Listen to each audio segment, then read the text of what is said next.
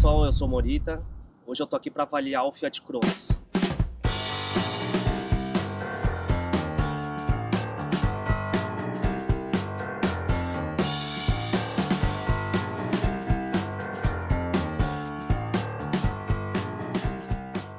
Bom, o Cronos, ele tá aqui bem claro na missão dele.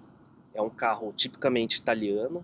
Ele tem muitas referências de design, muitas superfícies, linhas. De certa forma, ele parece até um mini Alfa Romeo. É um sedã que tem características muito dinâmicas e esportivas. Ele é feito diretamente para o público que ele visa atingir.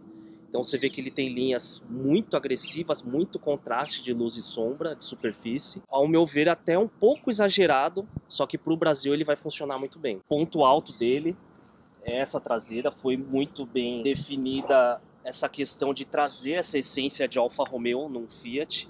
Eu acho até uma estratégia muito inteligente. Toda essa superfície, essa ênfase na horizontalidade, é o que a Alfa Romeo está fazendo nos sedãs dela, no Giulia. Então tem uma certa similaridade. Eu vejo que muitas das pessoas que...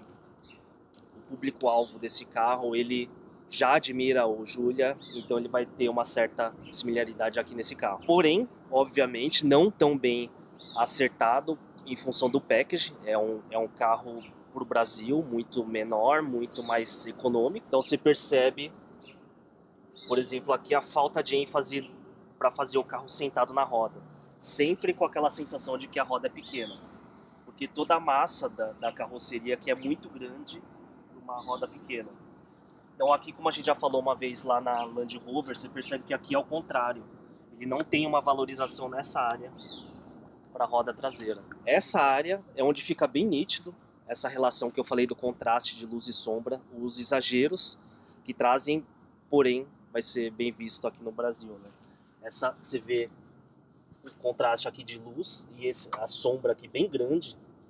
Então quando você olha nessa visão, você vê essa curva, uma estratégia que os designers usam muito.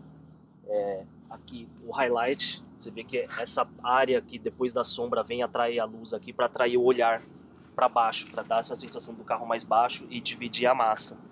É uma área que nesse carro que ele bem forçado, eu acho que até um pouco demais. Uma vez numa conversa informal com o Peter Fassbender, que é o responsável do design da Fiat no Brasil, ele me falou que essa linha é uma característica que a Fiat está apostando muito como marca registrada dela. Então, o farol com essa puxadinha aqui, que já tem no Mob, tem no hatch também, você vê que eles dão uma ênfase muito grande para essa área. Eu particularmente acho que essa frente ficou com um pouco de excesso, muitas linhas, muitas superfícies, mas ao mesmo tempo ela traz essa sensação de esportividade num sedã. Aqui um detalhe bem técnico, mas que provavelmente não vai fazer diferença nenhuma, só que eu acho de certa forma interessante vocês saberem. Você percebe aqui, é uma solução não muito bem casada entre engenharia e design. Então você pensa, você está pagando por esse pedacinho de plástico a mais aqui e nem por isso o carro ficou mais bonito, né? Eu particularmente acho que eles poderiam ter achado alguma solução melhor. E você percebe que em vários momentos do carro tem essas quebras. Você vê uma linha vindo reto, uma torção na direção da linha. Então você percebe aqui também, aqui. E aqui é uma área que não está conversando muito bem com isso. Então aqui a gente está falando do Cronos, que você percebe já uma tendência que antigamente não se fazia tanto, quando um sedã que deriva de um hatch. Você perceber a altura do farol com a altura da lanterna,